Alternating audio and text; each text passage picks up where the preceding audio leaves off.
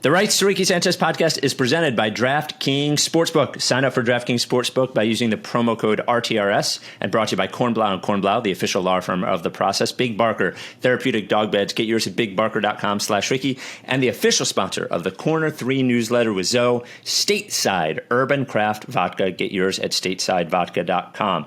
On the show today, well, it was going great until tonight, second night of a back-to-back. I think there's still some good things to talk about, even though Timothy Luwawu-Cabarrot was hitting step-back fucking threes in our face. It was still been a good run so far. So we'll talk about the run of games.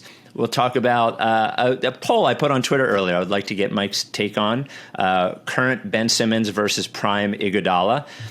Some great mailbag questions about Daryl Morey's behavior on Twitter, trading for Zach LaVine or Steph Curry, and our review of the Eagles' tanking efforts. We need to discuss what we think of the Eagles' tank. Before we get going, big news from Stateside Vodka. It is now available to order in 44 states, including California, Mike, meaning you can order it, though they will send it to you for free.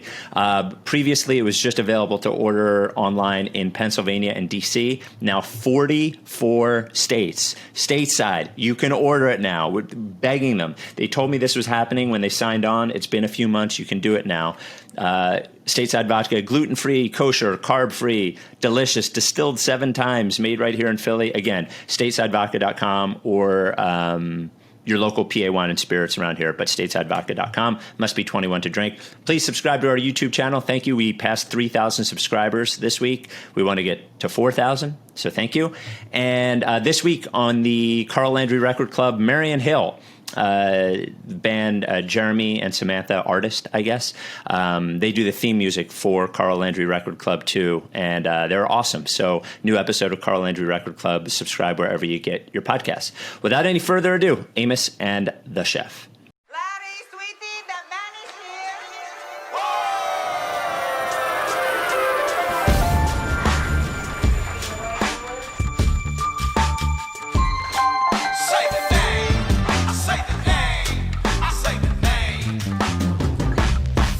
We were right, y'all.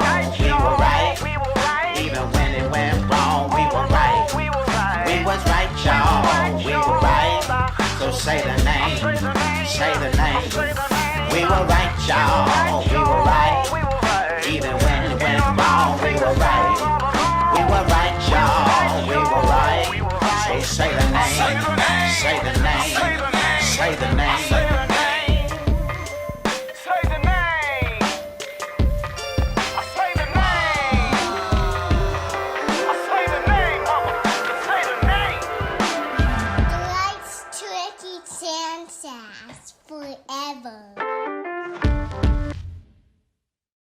Welcome to the Rights to Ricky Sanchez podcast. I'm Spike Eskin, along with a guy who was like a proud papa watching TLC drill 3-pointers, crushing the Sixers' hopes tonight. That is Mike Levin. Oh man, it's so many guys on the Nets that are formerly our guys. Yeah, yep, and forever. Like, you know, Shamet, obviously former our guy. TLC, our guy. Tyler Johnson, your guy. Yep. I claim Bruce Brown. I would say I claimed Karis LeVert a long time ago. There's guys that if they get too good, I'm like, well, everybody likes him now. I can't quite claim. Yeah, it seemed like you let go of Karis LeVert right as I took him on.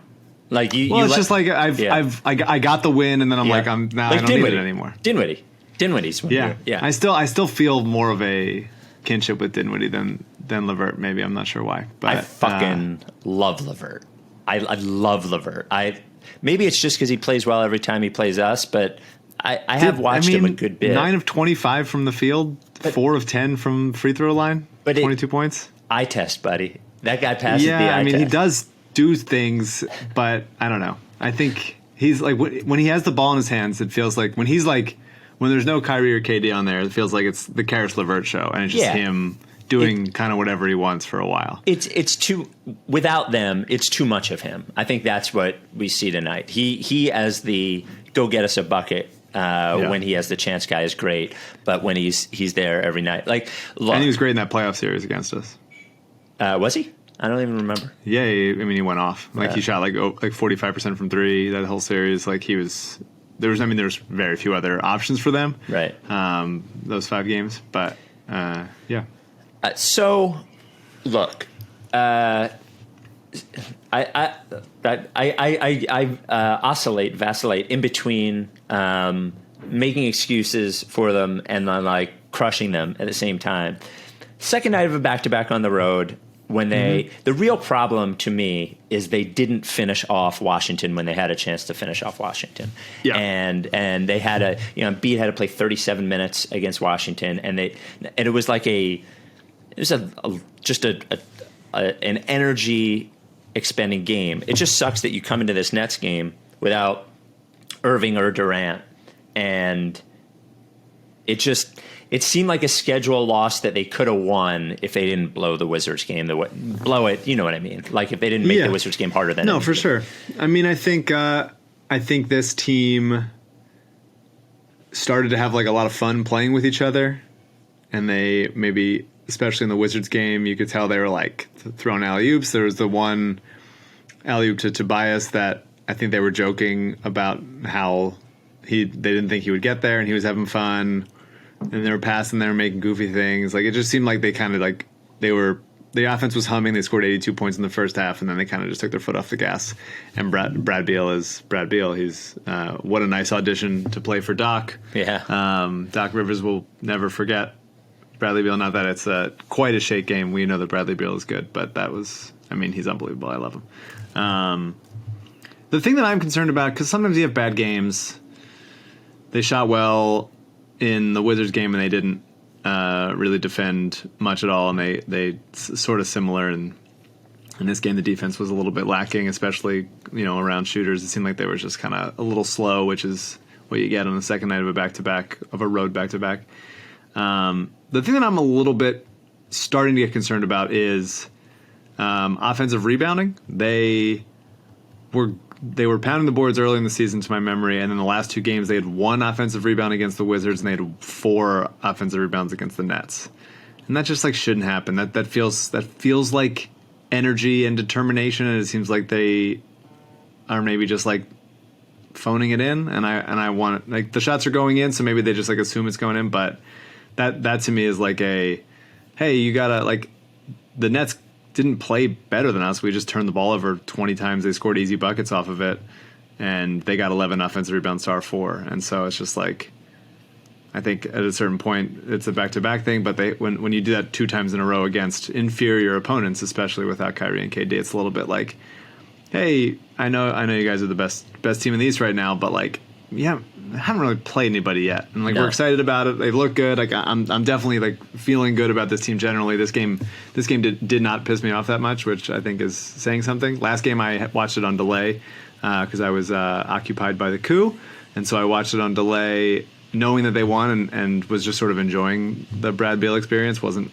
frustrated by it, although I can imagine that in the moment it would have been it would have been a little aggravating. Yeah, it was a little But yeah, I mean, so it. To me, this is we're into the slog of the season, I think, and I think the interest comes and goes, shots come and go and stuff. But I think like if we've seen anything out of these, the Embiid and Simmons Sixers, and I guess you could add Tobias to that as far as like guys who've been on this team for multiple years, it is that like effort wanes and it gets clunky, and shoulders start to like shrug a little bit, and you start to just kind of drag. I think that happens to everyone to some extent, but like we know that this team cannot be the flip the switch team. Like we know it, we've seen it. It's not going to happen. It's not going to work. We can't do it. And so like we were going to have a whole event called that, and the whole world said no. Actually, yeah, for real. And so like I think there's this like okay, sloggy back to back. Take the wind out of your sails without Kyrie and KD, fine. But, like, this can't be the whole season because you guys are not the people for that. You guys are not the flip-the-switch people. Well, it was going to be interesting to see what happens when they lose a couple, because they are – historically, Joe and Ben have been it sounds ridiculous to say, but better when things are going better, Mm-hmm. And they were shooting at a clip that it just wasn't going to continue, and it hurts not having Seth Curry tonight, but the other team didn't have Kevin Durant. So yeah, we win if Kyrie plays, always. Which is a pretty normal take from me, I think. It would be not unexpected. It would be nice, and we saw. I want to talk a little bit about the Wizards game, and then we'll talk about the Nets. And we saw a little bit of it. I think what Shake have 24, 25 points, and 24. Maxey looked great tonight. Mm-hmm. It just would be nice if there was somebody else on the team who we could run offense through, like when Joel is not. Like Joel looked like he was half speed tonight. Yeah, for sure. And it would be nice. I think that's why. I mean, they turned the ball over 20 times. Mm-hmm. The passes, some of the passes were like inexcusable. Like passes off the backboard, like inlets that are 8 feet over the person's head. Like some really like sloppy, lazy traveling, etc. It just seemed like. And I guess that's going to happen in a season when there's not fans around. Like sometimes, if you're not locked in, there's plenty of times that they're not locked in a regular season. But when there's no fans, now that feels to even be like more heightened when it just feels like you're kind of screwing around. They're down guys, right? Like it's not just Seth, it's also Mike Scott and Korkmaz and obviously those aren't the most important players in the team. But when you're missing 3 guys out of your 10-man rotation. Like it takes a toll, and Isaiah Joe's in there trying, and Dakota Mathias is out there like excited to be there, but not really good. Like I think you can do with one of those, but you start to get pretty deep in one with like on offense, especially with like Matisse is out there plus those guys, and you're like, I don't know, it seems like the regular season should have started by now, and right now it doesn't look like it. But they also don't have like that level of dominate the ball point guards. So sometimes there are going to be nights when guys are making passes that you're like, well, shouldn't a good passer be making this pass? And you're like, oh wait, we don't really have so many of those. I think the team is a better passing team than last year. I think they've, especially as far as like Doc's done a good job of getting them like in places where they know they will be. So it's not like crazy stuff is happening and you have to make new decisions. It's like, if I get the ball in this position, I know there's going to be a guy here. And it's like they're simplifying stuff that I think this team has become like made quicker decisions, including Tobias.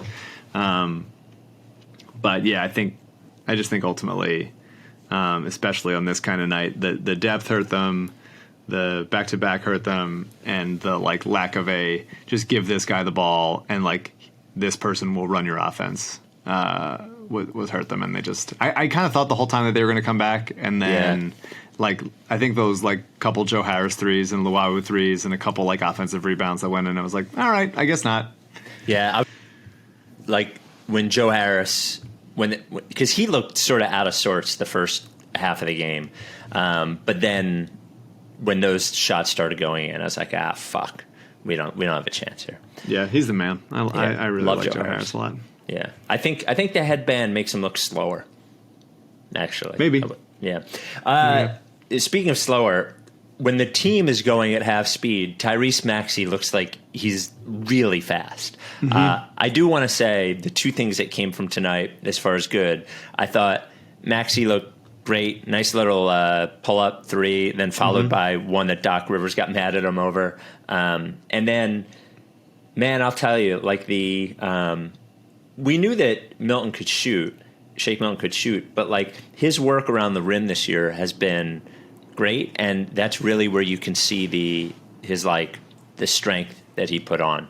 Just like being able to hold somebody off with his offhand and lay it up like high off the glass, like be able to get enough space to do that. I don't know. I thought he looked great. 100%. I mean, he's got such great touch around the rim with both hands. He's finishing with his left, like in traffic. And he's long, still 7-foot wingspan, like the ability to do that. Like he had a shot block a couple times, I think, by Jared Allen. But I think both Shake and Maxey having those little, like Shake has that little pull up and has that sort of high off the glass type of thing. Maxey obviously has those floaters that he hit a couple tonight. Both of those both of those becoming weapons with a rolling Dwight Howard. They haven't like really had many lobs, it seems like, the past couple games, and so this game they had a couple lobs for Dwight that were nice and easy. He had two that he finished, I think a third that he inexplicably missed. But it's like easy offense when Maxey and Shake can get to their spots and hit those little like semi-contested, 3 to 10 foot shots. And then the big has to come up, and then it's a lob to Dwight. Those are like nice, easy bench minutes. And the bench had been bad for a while. Obviously, there were some guys in there that wouldn't play it regularly, but this was a good bench game. Like between Dwight doing his thing, he fouled out, but doing his thing, what, 15 fouling minutes? out in 15 minutes is so solid. It's great. He's getting into Gets fights. his money's worth, man. It's exactly what you want. High efficiency. And Maxey just looked really, really good. And Shake, I really love Shake. I can't say enough about Shake. And they kept them in this game. And if I think Ben or Tobias or Joel was on or fully engaged, I think this is probably an easy win. Like Ben Joel Tobias combining for 14 turnovers between them and only 9 assists is like that's not great. Generally what's going to happen. But a bad game from them, and I think I like that Doc sort of went with the bench for longer as like we could win this game if you guys like brought it, and they didn't, and there's going to be losses as learning experiences type of thing. Anything else? I have obviously it wasn't a great Joel game, but like we don't talk enough about how good like Embiid just handling in the open court and being able to go end to end, and doing it like relatively under control. Is really impressive. So skilled. Yeah. I just love him, and I think that we've talked about this before. Like there were a couple times late in the game, I think he was frustrated by not getting the ball in the post a couple times, and so he started to do the like, well, I'm fucking Joel Embiid. I'm gonna go to the bat. I'm gonna shoot. I'm like gonna get my shots up, and I think there is risk, and I'm interested to see how they balance it over the course of the season. Of like, well, how much do we do the like get Joel the ball in the post and then play the swing open 3 game? Versus when those shots aren't falling, or it's just like you want to get Joel matchups, like how do we get him the ball maybe at the nail or like lower, closer to the rim when he can actually just like be the offense and get his own shot. And so or get fouled real quick. Yeah, get fouled. I mean, he only went to the line 5 times. That's really not much at all. It's that part I didn't like because boy, does it seem like he could get to the line whenever the fuck he wants to. Yeah, he forced it a couple times. So like he tried to do that, a couple like swing throughs, and they like called him for offensive or they called him for travels or whatever. It just didn't seem like he was like precise tonight, which happens in the second half of back to back. I wish, especially with Kyrie not playing, I wish that they were just like, meh, we'll sit him. We have 18 centers on the roster anyway. We may as well try to use them, get our money's worth. I wouldn't have minded if you're like it hurts. It's more predictable that they lost this game because we were at mostly, at least as far as our best players go, full strength, and they were not.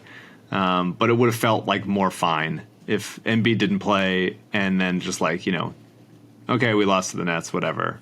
Scrap game. I don't like losing when Joel plays. That I think like hurts worse. And so I'd rather, if we're gonna lose, we may as well friggin' have an Embiid rest game on our hands. Well, some good news, Mike. When I was looking at our presenting sponsor, DraftKings Sportsbook's app yesterday, hopefully after this game it hasn't changed, but all on one day, the championship odds, the conference championship odds, and the Joel Embiid MVP odds all got shorter for the Sixers.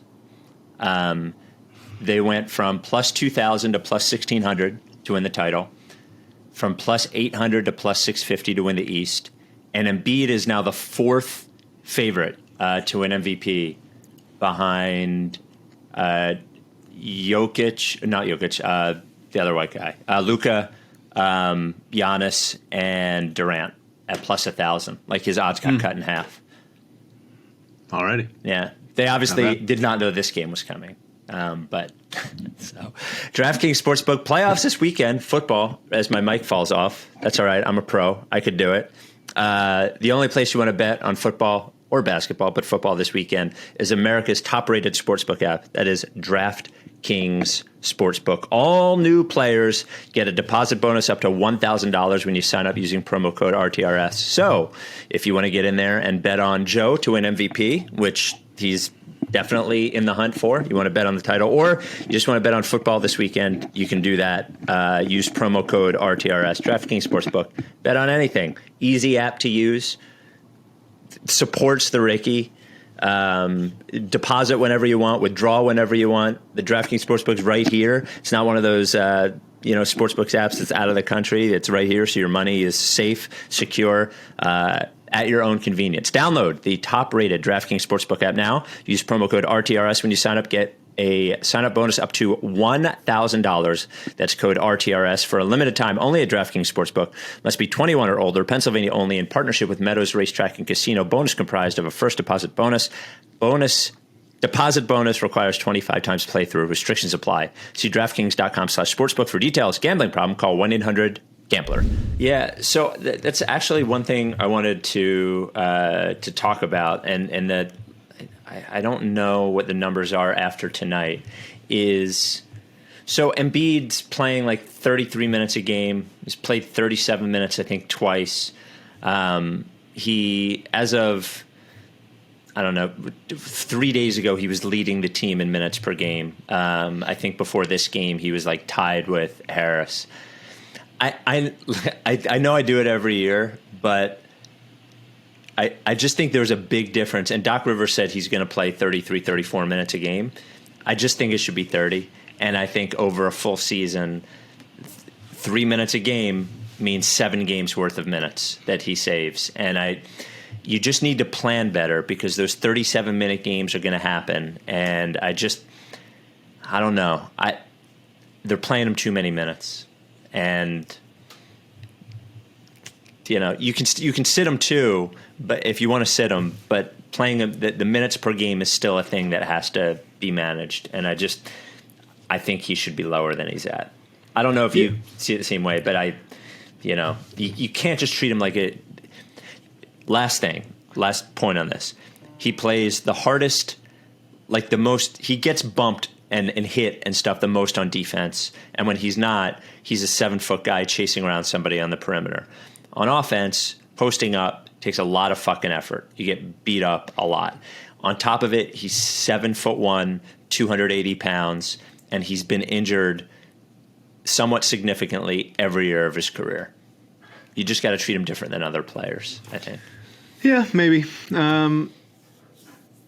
I think this is the kind of thing where, because he started taking care of his body more, and this is like evident now. It's not just like I need to work on my conditioning type of thing. Like he's a different player now. I think if this is the deal, like he wants to be treated like a regular player, right? Like he wants to. I think. And so if he's like, hey, I'm getting in fucking shape, I can run out there. I want to play this many minutes. I want to be an MVP candidate. And then Doc or Daryl or whatever is like, you should sit. Then it's like, well, what the fuck am I? Why don't I just go be lumbering again? Like I kind of just leave it to him a little bit. Like as long as he's not playing 38 minutes like every night kind of thing, then I'm not going to quibble with like whether it's like 30 or 33. I hear you. Like I wish like perfect world, but I'm happy that he looks good and that he's having fun playing basketball. He had a big smile a couple times in the Wizards game. Blocked the shit out of Howell Neto. I think he's having a good time out there. He rediscovered his love of passing was a quote that he gave. Like he's doing fine. And if he gets hurt, then I will regret every minute he played. But I think at a certain point, he's got to be like, he wants to be treated like a regular basketball player. And but regular basketball players sometimes play 30 minutes a game too. That's all. You know, he played 30 tonight. There we go. There you go. Nice loss. Nice 30 and a nice loss. Simmons tonight was just not. It was just not very terrible. good. He was terrible. He 4 of 13 from the field. I'm glad he took that shot. I'm glad that he missed by 1,000. Like, do it. Like that's fine, and it's going to happen sometimes. Well, the real key for him is missing like that and shooting again. Yeah, because that was a. It was the right shot, though. Like, it was decisiveness. Yeah. So my memory was, like, somewhat late in the clock. Not crazy late in the clock, but just, like, I'm going to step into it and I'm going to take it. Like, it was a good looking shot. It was just missed by quite a bit. But the more, like, he went to the rim a couple times. He didn't get calls. Like, I think there's interesting, and Tobias is like this also. Like, you're either a person that gets calls or you're not. And I think the refereeing, there's a human element in it where when Jimmy Butler's there, it's like, or Embiid, it's like, well, we're going to call a lot of fouls because he's the guy who gets fouled. Like, it's sort of like snowballs on itself. Mm-hmm. Whereas if you're a guy who doesn't go to the line very much, or they're not seeing you be the aggressor, initiating the contact and and drawing the people to do whatever, then I think they're more holding their whistles back and stuff. And so Ben, I think, did go to the rim a lot tonight. I was impressed by how he committed he was to doing that. He didn't finish very well. And there were a couple times they posted him up too much. And Brooklyn did not double in the post, which means they shouldn't be doing it. They shouldn't be going there because it's not efficient offense. I mean, look, I love Luau, but if Ben can't score on Luau in the post, like, he shouldn't be getting the ball in the post. I would love one move, like, give me a move in the post, like whether it's he did it tonight. He had a nice little, like, spin hook. That's nice. I would like to, like, something more at the rim, but, like, if you're going to, like, perfect that, make that be, like, a consistent go-to move. But right now he's kind of just like, he just waits to get double teamed. He hopes to get double teamed. Yeah, there waits to get double teams, or he throws up, like, kind of an uncomfortable one. He got called for some offensive fouls where he's, like, pushing off a little bit. He's still figuring it out down there. It was not a good bad game whatsoever. But I would like to see him, like, have a move down there, because he's gonna have mismatches. So, like, let's find it. Yeah, I mean, yeah, it's time to have a move down there. Like, he likes getting the ball down there. I don't know why Doc Rivers keeps calling it. Like, they call it a lot. Brett called it a lot too. He needs one move. Just one move for when you have a mismatch. And by the way, we don't need to call that play when it's not a mismatch. When there's a 6'8" guy on him, you know. By the way, I'd rather him have it, like, at the elbow. Like, give it to him at the elbow so he can, like, in that one get game a head we start, did, or do more driving kick there, or see both sides of the court type of thing. We did it in the first game in the bubble. It was like the Ben power forward game. We never saw it again. Like, when he kept having it there. I don't complain. I'm not complaining. I just want to mention it. I never complain about announcers. I truly don't give a shit. I had the same note. I mean, they're just awful. They were bad. But the one thing, like, truly embarrassing. Like, I don't understand how the NBA can be, like, okay with this. How like, there's obviously bad announcing in a bunch of ways. There's a bunch of good announcers as well. But, like, you know, there's people that just, like, clearly aren't having fun talking about the game. And then there's just, like, straight up, like, these guys shouldn't be allowed to speak in a microphone. Marv Albert is 1,000 years old and should have retired decades ago. Like, he doesn't know who anyone is. He doesn't know who anyone is. Well, here's a weird thing that Webber did. And I defended Chris Webber for a while, and I thought he had a lot of potential, and he just never got any better. He only got worse. But he confused the fuck out of me when he was like, something, DeMurray Carroll. And I'm like, is that DeMurray Carroll? No, and I'm like, I guess it is DeMurray Carroll. And then later on, I was like, wait a minute, that's Taurean Prince. Do they also have DeMarre Carroll? Yeah. Like, I was so confused. No, he's not in the league right now. It's. I mean, they called Chris Chiozza, Landry Shamet a bunch of times. They switched out Milton and Maxey. Like, it's really, really embarrassing. And it's like, there's going to be sometimes mistakes. You're going to misspeak. You're talking for 2 hours at a time, whatever it is. Fine. I'm sure I blow it a lot on this podcast, but, like, there should be a level of professionalism that, like, you expect, and they're just not. They just don't have it. Like, I really don't understand it. I really don't. It feels like in the NBA more than, like, the NFL. Like, the NFL, like, some fifth string receiver or whatever makes a catch, and it's like, wow, great. And it's like, here's the announcer, like, knowing something about that guy.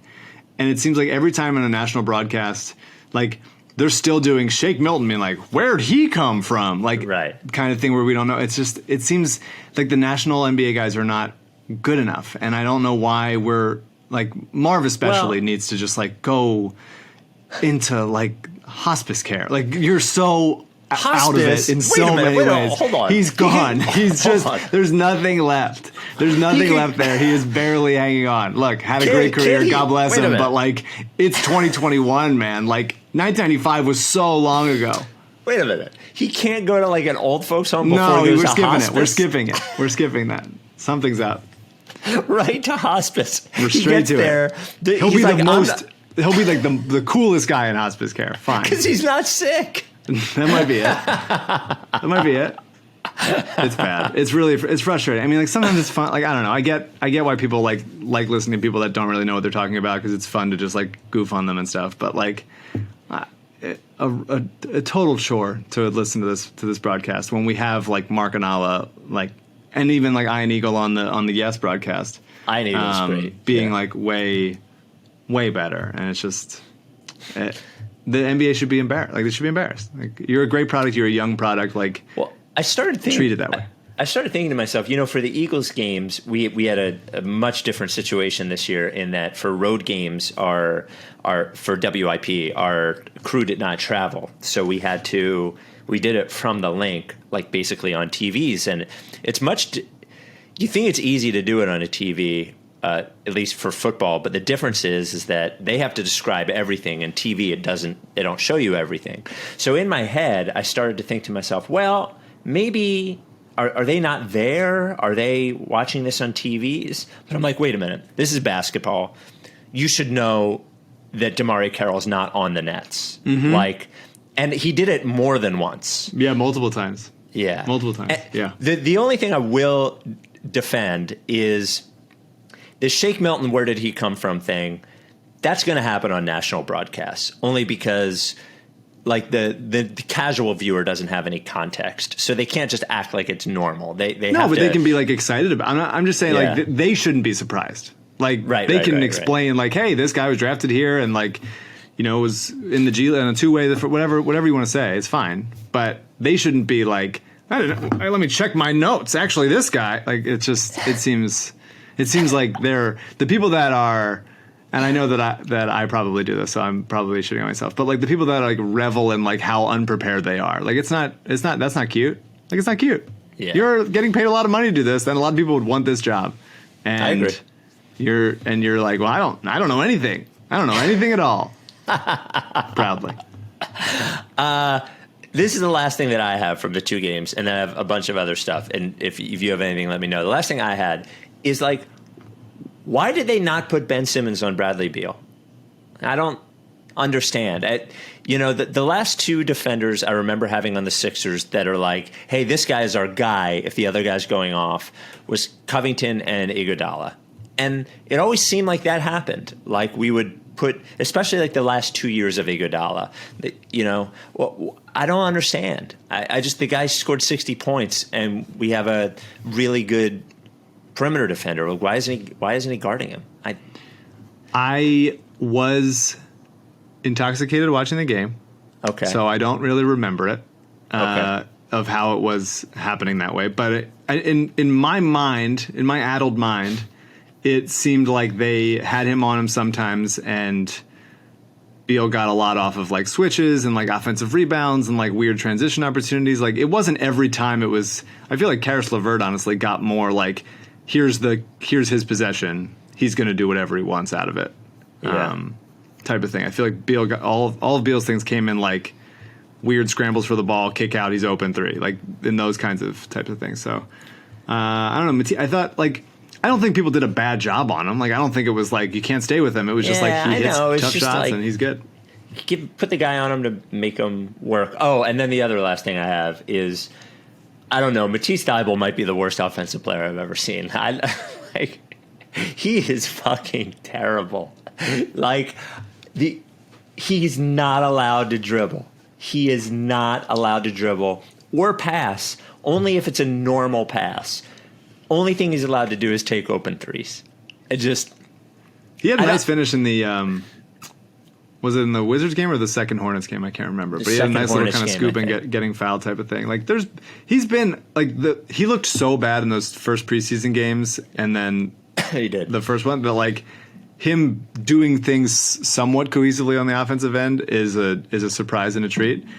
it's tough because you want him to be able to, like, he's going to get better at that kind of stuff of just like, Doc is encouraging him to look confident, right? Hey, if you're open, take the shot. Hey, if you're open and they pump fake and you get a blow by, I want you to drive. Like, attack a closeout. You're an NBA player. Do it. And if you want to finish, you can try to finish. Like, if you want to try to kick it out to another open shooter, you can do that. Like, I want to empower you because the first couple games he was playing so scared and he had no, like, he really looked like he was on skates.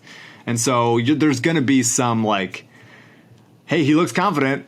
He maybe shouldn't, but I get what eventually he's going to. So hopefully there's like some in the distance OG Anunoby style, like, hey, he's developed into a competent offensive player. Boy, but a lot of times he does look pretty far away from it. He just fucking jumped off the wrong foot for a layup tonight. Like, He looks like he's kidding or something. Like, he looks like he's not being serious. Mike, let me ask you, if you could sue anyone, who would you sue? It's a long list. Mm-hmm. Very long list. Where am I on the list? Am I anywhere? I mean, I'm sure I'm somewhere. No, you're not on the list. Okay, good. I have nothing to sue you over. Okay.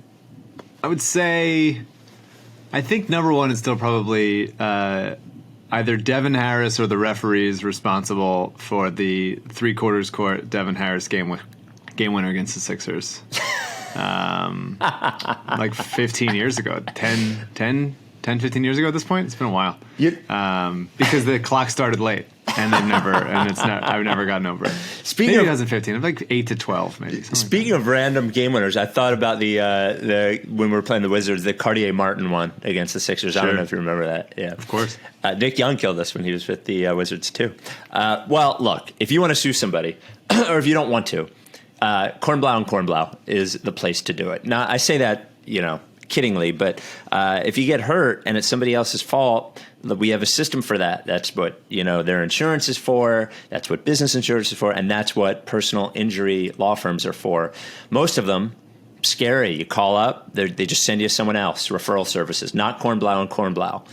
Boutique personal injury law firm that will come to your home if you want them to. Nowadays, maybe not, maybe just on the phone. But they've been doing it for 40 years. Kornblau, his mom in there, a couple of other Kornblaus in there. Just take real care of all of our listeners. Take real care of everybody, not just our listeners, but our listeners get special care. Personal injury lawsuits take a long time. A lot of times they are, very like stressful and confusing. And having a guy like Kornblau in your corner, I like that, is really what you want. Medical malpractice is what they specialize in, but any sort of personal injury, injured at work, car accident, slip and fall, or many of our listeners, and he means this, if you have any legal question, get out of a lease, business interruption insurance he's helped people with, unemployment insurance he's helped people with, anything that you need a lawyer for, you call Kornblau, he'll be able to help you. 215-576-7200, ask for Adam, or email kornblau@kornblauandkornblau.com. Kornblau spelled with a K, the and in that email address spelled A-N-D, and the rest? It's up to you. Kornblau. His profile, like his physical profile and how he looks when he's not doing that is so good that I want it to work, and he seems like he's smart. There's a screw loose on offense. Like I feel like he's got a screw loose. Okay, well, 7-2. Are we 7-2? Not bad. 7-2. No great win. I mean, the Toronto looks bad. I think they're eventually going to be good, but they're certainly struggling now. And Orlando, I guess, was a great win in that. But like, I might have I feel good about this team. I feel like they are slightly different from last year's team. There's more shooting. I think there's going to be a trade midseason where they upgrade some, like, from the 4 to 8 type of rotation player range. They, depending on how good that person is, we'll see like what their championship aspirations are and stuff. But I feel mostly positive about this team, but I would like to see it happen against. I like to see like a good win against a rolling team, like in a tough thing. So that's when you'll see like how is Doc's coaching? Like, have we seen really much like what does this team look like in crunch time against a high level opponent yet? And I don't think we have. But those are coming. Like we got the Nuggets next week. Like there's a lot of a lot of good teams coming. Well, we have the Nuggets on Saturday, right? Nuggets on Saturday, and then 2 against the Heat, and there's tough games coming. Actually, before we get to the Iggy Ben thing, I mean, I expected this would happen when things are going well. They're like, well, having the new coach in there, yada yada yada. I was on board with getting rid of Brett. I thought it was time. Yeah, I think it is unfair to compare what Doc is doing with these Sixers, though, compared to last year's Sixers with Brett. Yeah. You would compare it to the. It's so unfortunate that in my mind, my even though I don't want it to be this way, I don't. I don't. But in my mind, when I talk about those Sixers, I'm like, oh yeah, the Ilyasova and Bellinelli Sixers. Like, no, I don't. That's not who I see them as. But it just naturally goes there, and it's very upsetting because I don't like it. But that's who you'd compare it to. If it's like Embiid and Simmons with shooters. I mean, I'll talk about it forever, but it's something to say that the Simmons, Embiid, Redick, Sarge, Covington lineup had the best net rating in the league that year.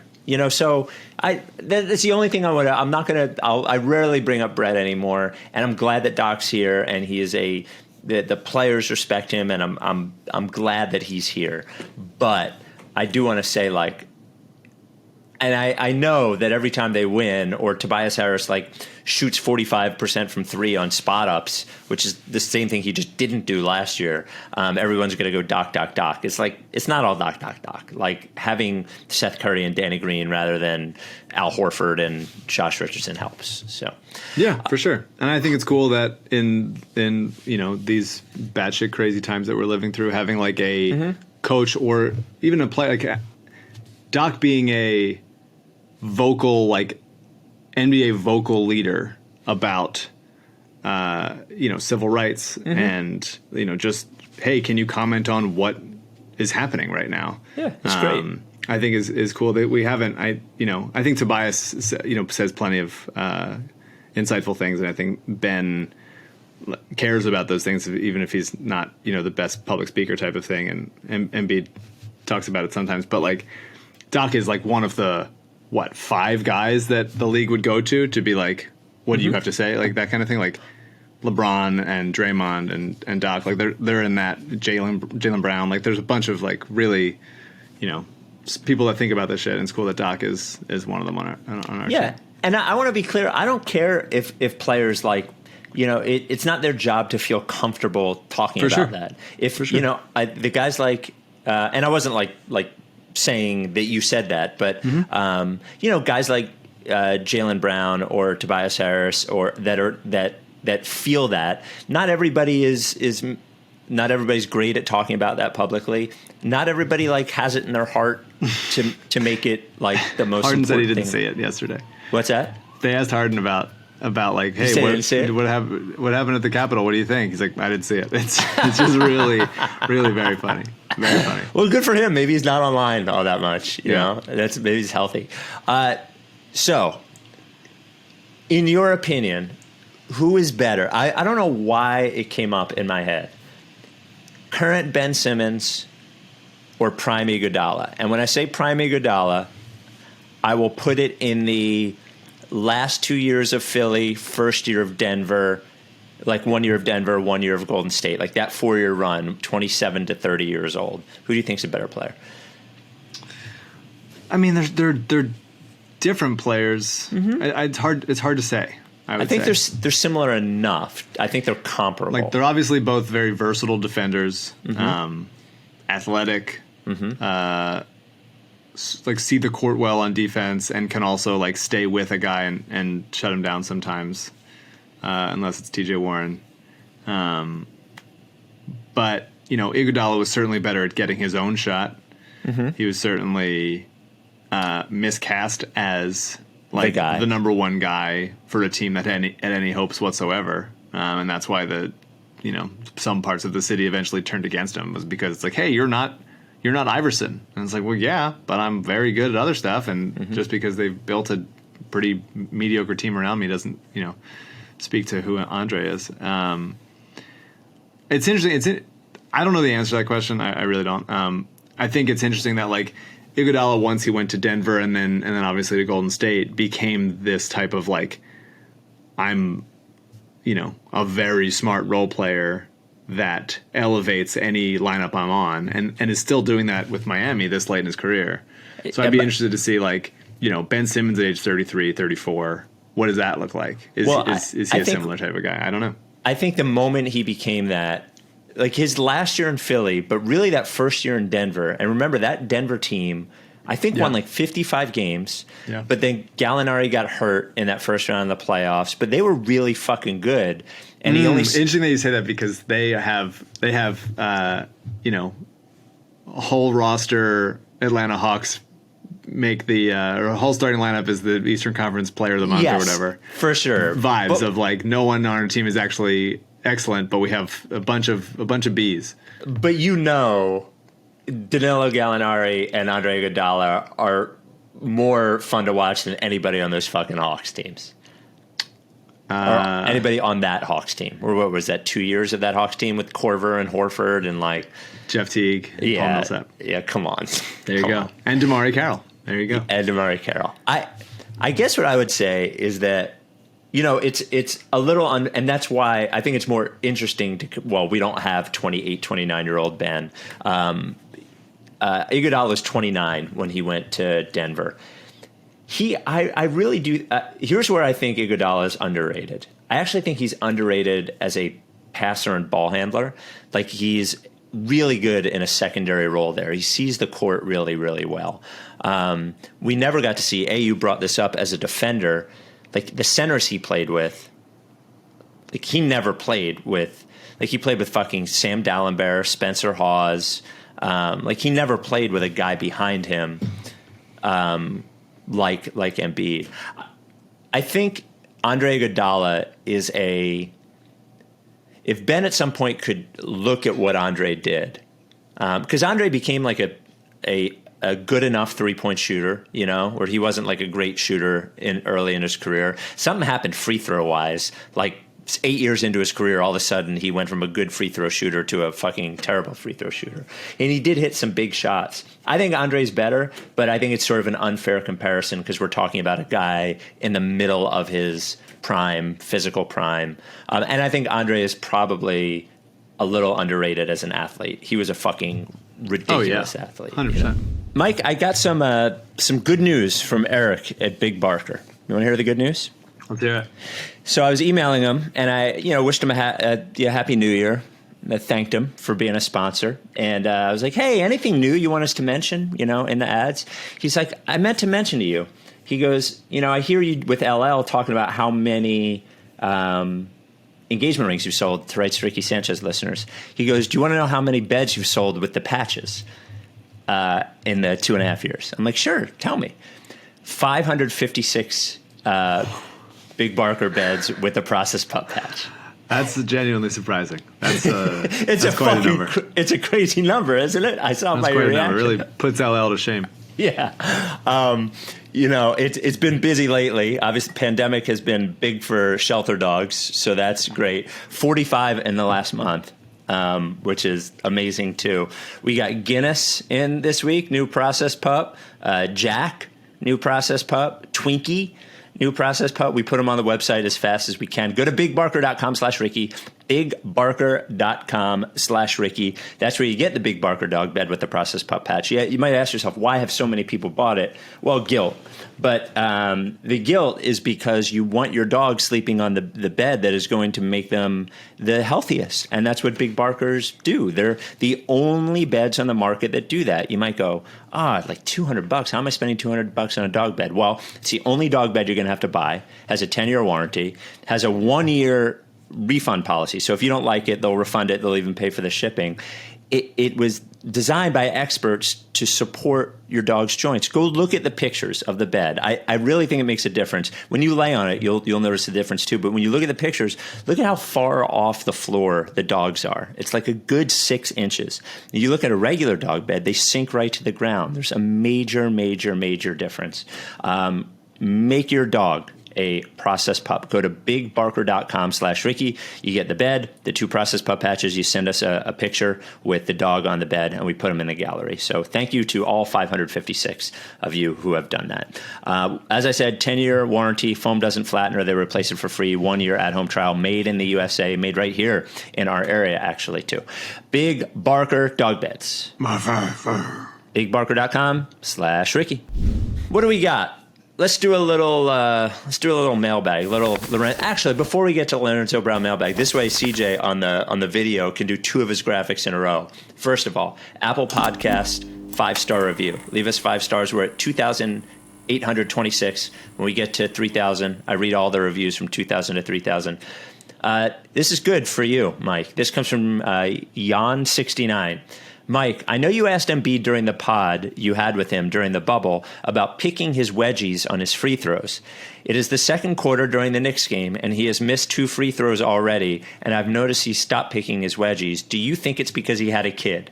Regular listener, love the pod. So what do you think? Is it because he had a child? I don't know. Maybe he got his butt fixed. Yeah. Maybe he in figuring out his new dietary thing. Maybe there's just less sticking to his butt, and so he doesn't need to have. Or he got a new cut of shorts because he's down a size. I don't know. I don't know the answer to that. Oh, man, I didn't get this guy's new email, so I'll get it next time. Dear Mike and Spike, after watching the Eagles game against the Redskins, it was obvious they were clearly tanking, which is someone I'll have to battle with my friends and family that it was the right decision again. If someone were to make the podcast with the name Rights to Blank Podcast, what Eagles player would be best to describe the Doug Peterson tenure? Michael Jacquet, Crevon LeBlanc, etc. Also, does whoever they draft at 6 need to be called the process? Thank you for all you guys do. And I also want to get your review of the Eagles in-game tank. But first, the player. I don't think that there's been enough of a the longevity of how long these guys were getting opportunities is what made it about who's all the random 10 days we had coming in and out. I don't know. I mean, you could say, I think this guy had it right as far as the cornerback position seems to be the right one to target. There's so many of them. Yeah. Maybe the rights to what's his name? Grayson Arnold. Oh, I think that might be a good one. Crevon LeBlanc is already kind of a thing. He's showed up in different places. I'll tell you that Crevon LeBlanc interception against the Saints, I'll never forget. I still, to this day, the Foles touchdown pass early in that game and the Crevon LeBlanc interception, I do not know how they lost that fucking game. Well, Alshon dropped it. Yeah. But I mean, even they stopped scoring. It's unbelievable. Alshon did drop it. Unbelievable. Yeah. I think Boston Scott is Boston Scott's the man. I love Boston Scott. Yeah. Is good. But I feel like if it was the rights for the Peterson tenure, it has to be the Super Bowl season. I do like how Corey Clement was good for 1 year and really has just mailed it in ever since. I really believed in Corey Clement. I mean, in the Super Bowl, he was just absolutely unbelievable. That catch. Unbelievable. The throw and that catch is just... The catch, and you cannot rule out, because I've seen it so many times, the Gene Steratore ruling on what makes it a catch. Oh, right. Iconic. Really good. Did I ever tell you about the fight I almost got in at the Super Bowl during that catch? Okay. All right. I've told that story. I think you said it on the podcast multiple times. Yeah. Okay. Okay. So the tanking. Oh, yes. Eagles situation. It is funny that, we are now, because Hinkie was here from 2013 to 2016. April 2016. And so we are now almost 5 years gone. And anytime anybody mentions tanking, it's it's Hinkie. There's Hinkie on the timeline. People are talking about it. It's referencing the Sixers. People are shitting on the Sixers for being I forget who it was. It might have been a Giants player to say something I don't know. I haven't seen any banners up there yet, so tanking didn't work in Philly. It's just they're going for it. Matt Rule, do we have to ban him? Did you see his quote? Is that what it was? Yeah, Matt Rule was it. like ripped us. I'll get the quote, but go ahead. Yeah. So I think it's the staying power of the Sam Hinkie process Sixers really like took over the media at well, both now and like at the time they talked about it for so long. Because it happened for 3 years. If it only happened for 1 year, maybe they wouldn't have. But like it was 3 years of they were bad, then they drafted Joel, and then he was out for a year, and then they drafted Okafor, and he sucked, and Joel was out for another year. And so those 3 years were like they're still doing it. They're doing it forever. That wasn't the intent was to do it forever, but I think that this all the factors that sort of coalesced to like make it so.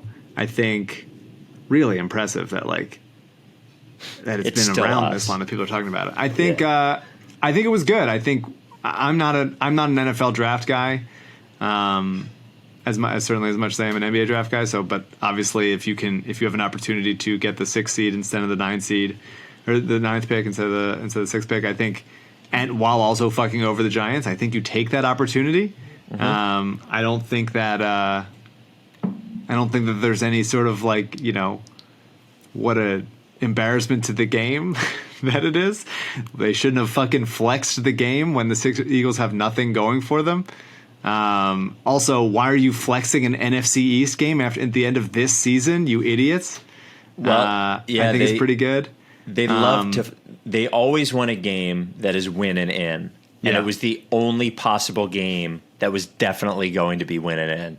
But they paid the price. They definitely paid the price. Yeah, for sure. I mean, I think it was really funny watching everybody get mad at Philadelphia. I think Philadelphia is at its best when everyone's mad at them. I think they, with the election and gritty, and there's just too many, like, everybody likes Philadelphia, funny, like, weird little thing. And I think, there being we need to have a national sports conversation about the city of Philadelphia is always really the home of tanking. A delight for me. Yeah, I thought they did a great job. I thought Sudfeld was good at one point, and man, he looked really very bad. I think the one thing that is a shame is that imagine you're Nate Sudfeld, and the conversation across the entire country is, wait a minute. They put in fucking Sudfeld. Yeah. Well, there were a lot of Sixers that were the subject of that conversation as well, Yeah. But it's not like the Eagles are the first team ever to be like, hey, in the fourth quarter of a game that doesn't matter, we're going to stop playing people. Well, they're not the first team that's ever done that in football, in any sport. Like, what are we doing? I get that it's the only game on TV. If it wasn't, it wouldn't have mattered. But man, people really love to clutch some pearls when they can. So, first of all, the quote from Matt Rule on the importance of winning now and not tanking. I was in Philadelphia when the Sixers were in trust the process tanking thing, and they haven't hung one in the rafters yet. There it is. Mr. has never hung. You're banned. Matt Rule's banned. So He's on the list. He's on the Mike Weber Memorial ban list. All right. The funny thing for me about the Eagles game, I have watched every second of every Eagles game since I became program director of WIP. Sunday night, the third quarter ends, and I'm like, what am I doing? I'm not on the air tomorrow. I don't have to talk about it. I'm going to bed. I wake up. I don't turn Angelo on until like 7 a.m., and he's fucking yelling. He's like mad. And I don't really know what happened. So I immediately text Elliot Shore-Parks. Why is everybody mad? Is everybody actually mad, or is this just Angelo? He goes, no, everybody in the whole country is mad at Philadelphia. And I found out what happened. I will say this. I would love to know, just in the mind of Doug Peterson and Howie Roseman, like at some point, toward the end of the third quarter, they're like, we sat every good player. How are we in this game? Yeah, for sure. The panic. Mm-hmm. It did seem we had Miles Sanders on our air on Tuesday, and he said he was pissed off about it, which I thought was funny. I mean, I definitely don't blame the players for being pissed off about it. They're just trying to win some games. Who gives a shit about you're going to draft somebody to replace me with the 6th pick? I don't give a fuck. I'm trying to win some games. Yeah, that's fine. And by the way, that's what the Sixers were doing. Right. The player, it wasn't Elliot Williams being like, I can't wait to fucking lose so this team can get a pick that I'll never see. They don't. That's not how it goes. But it is fun to be to be the subject of attention once again. I would agree. So it's a great tank. The Sixers never did this. The Sixers never pulled somebody late in a game so he couldn't make a shot for them. Yeah. In fact, the only pulling that happened was in that Warriors game when I believe it was Sean Livingston grabbing Robert Covington's arm so he couldn't contest the Harrison Barnes 3 in the corner against the Warriors. Yes. Yeah, we got screwed. When we should have won that game, got screwed. And I'll remember it forever. This comes from Barry. Hey, guys, I was listening to Monday's episode and started wondering how many Sixers are going to make the All-Star game this year. Stupid, pointless, meaningless waste of time, even more boring in person than on TV All-Star game that's not even going to exist this year. Yeah. How many All-Stars? Well, Embiid for sure. Simmons makes it, I would imagine. I think if Tobias keeps playing the way that... I don't think that they're going to give the Sixers 3 All-Stars unless they're like... whatever the All-Star break is, like 30-4 or something like that. Like, I don't think that that's going to happen. There's too many good... At this point, there's too many good players in the East to be like, we have to get both Tobias Harris and Ben Simmons in there over, like, I don't know, Trae Young or Vucevic or like some like 6 through 10 team that like there's a guy actually playing well there and they're hanging on. I think there's a chance that it's Tobias over Ben if Tobias plays at the level he's been playing at. Yeah, especially like if I don't know what they consider Ben, but Jaylen Brown looks like he's going to be an All-Star this year, so it's another guard. Who do you think is better, Jaylen Brown or Brandon Ingram? Oh, Jaylen Brown.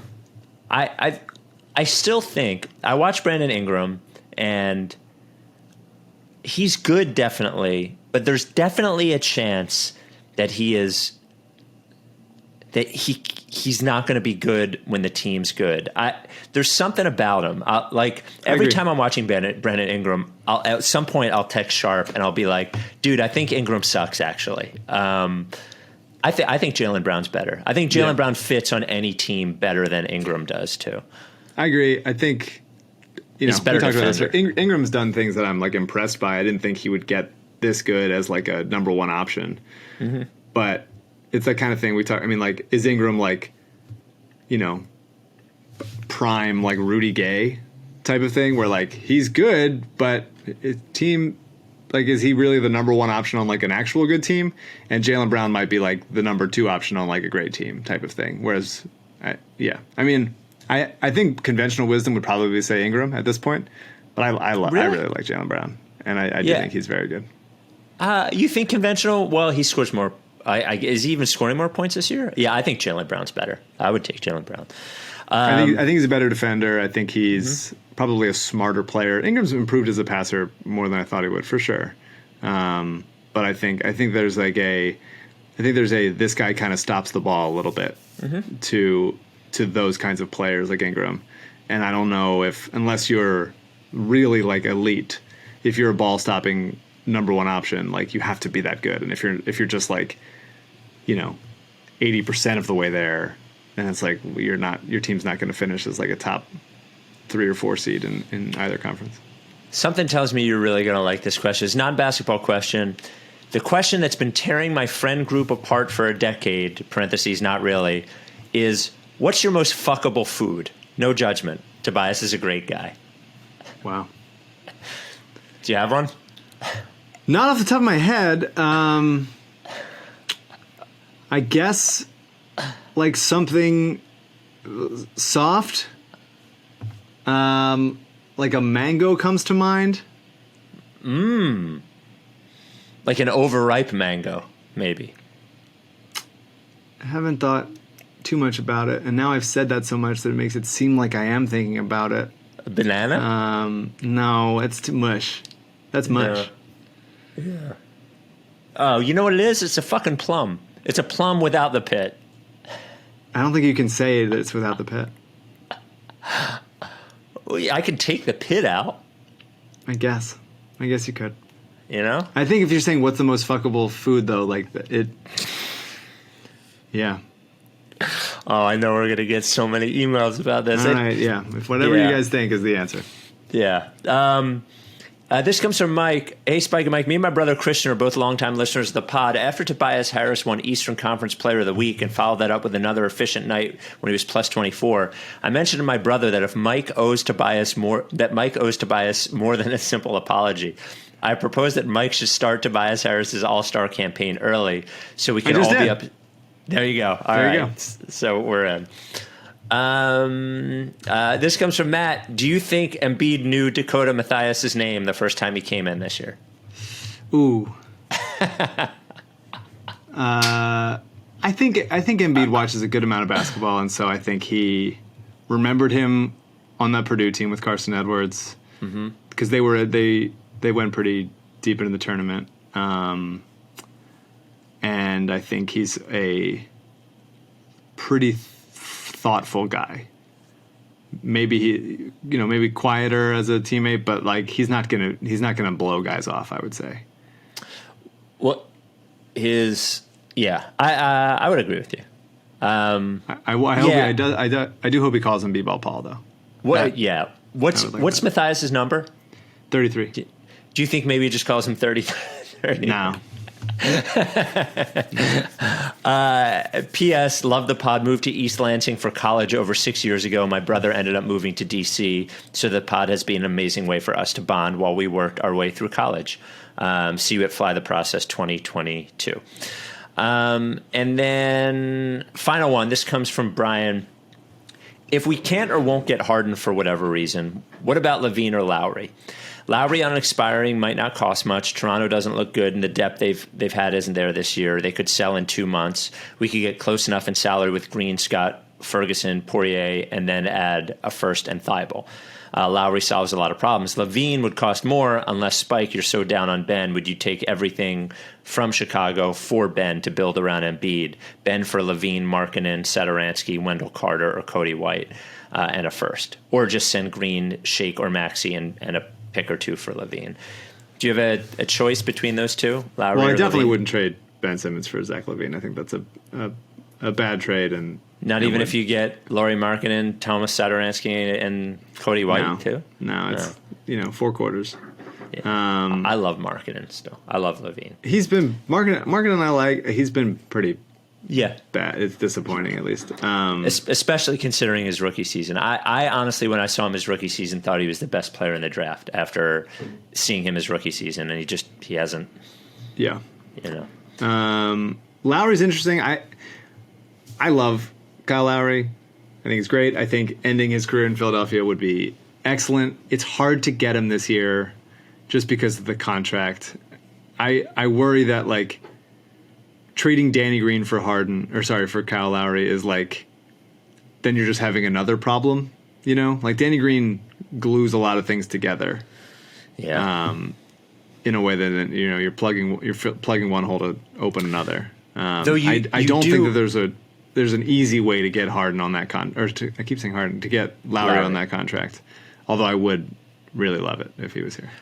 I do think you probably raise your championship possibility by making that switch, even though you are creating another you're problem. Right. It's certainly easier to find a and they're Danny both Green expiring, replacement on like a buyout market or just like feeling like, I don't know, Isaiah Joe, Dakota Mathias, or some other like combination of like, the 12th to 15th guy roster spots adding up to trade for like a Wes Matthews type of person. He's on the Lakers, so it's not him, but like that kind of player where you can be like, well, they're okay and they'll do for now. But you need that guy otherwise, and you probably have to. It'd probably be Danny Green and Matisse you'd have to throw in at least for Lowry, and so like you're starting to get awfully thin as far as like perimeter defenders. I will say though that Lowry is not as good as he used to be, but he's probably as good a defender as Danny Green. He's probably not as like heady and stealsy, but when you think about your starting lineup at that point as Lowry, Curry, Simmons, Harris, Embiid, defensively, I think you're fine. Yeah, you might be. You might be. I mean, Lowry, Curry, like both, sturdy defenders and like not exposable, but they are pretty small. Short. Yeah. Yeah. And then you would, I assume, would you do, let's say, Maxey, Green, and an unprotected first for Zach LaVine? Probably. I wouldn't love it. I wouldn't like. I think that there's a, very scattered. Zach LaVine just to me will always play on a bad team, and so like, until I see him do it like when it counts on like a good team at like relatively good efficiency, he's always just out there like playing playground basketball because his teams never do shit. So. He's obviously like a good player. He actually does things impressively well, like with the ball in his hands and impressive. I don't think he shooting makes his teams bad though. Maybe he's certainly the like. I think he's a not. Jordan Clarkson changed the sort of perception on him when he went to Utah and like was happy with the sixth man role and like kind of just is a like microwave scorer and does it relatively efficiently now. But for a while he didn't. He was just pretty bad. And I think Zach LaVine is only like a higher volume, more fun dunk version of like what Jordan Clarkson was. Think? And so I would like to see if he can make that like, he's obviously capable of being a better player than Jordan Clarkson, but like it's, I don't know. There's an emptiness there that I like on both ends kind of that I've never really been able to sink my teeth into and say, like, this is the guy I want on a winning team. Maybe it's just that his game, to me, visually is better than Jordan Clarkson, but I don't... I could see where you would put them in the same bucket, but I think he's just way more skilled than Jordan Clarkson. Like, he's got a very pretty jumper. Like, it... I don't know. He's got a pretty sick handle, too. All right. We will talk to you Sunday, right? Because we have Denver on Saturday. There must be a game in between. Oh, no, there's not a game in between. So next game is Saturday against Denver. So we'll talk to you. Just a quick shout out. It is my father's 68th birthday today. Whoa. Happy birthday, Glenn. Still playing basketball, getting, working on his left and in quarantine because there's a basketball court not too long away, so he's still been going there even in the cold, and he also got the first shot of the vaccine today, which is very exciting. Congratulations! Yeah, very good shit. Show off. It's actually, we got an email about your dad, which I might as well read. This comes from Tom. It seemed like Mike got a little annoyed when Spike said that he was famous for his football analogies on that one pod, which reminded me that Mike's dad, my family eye doctor in Hatboro growing up, was also famous within my family for his analogies about finding your prescription during an appointment. I don't remember specifics, but it was always something like how finding the right prescription is like grilling a perfect burger or trying on new shoes. Appointments seemed so theatrical with him, as if he was making you look through the wrong lenses just so when he was coming to the final point of his analogy, he could flip the lens to the perfect one like a mic drop and reveal it like a magic trick. Anyway, thank you for jogging my memory with that one. Dr. Levin was someone we all truly respect and enjoy. So. Wow, respected. Very funny.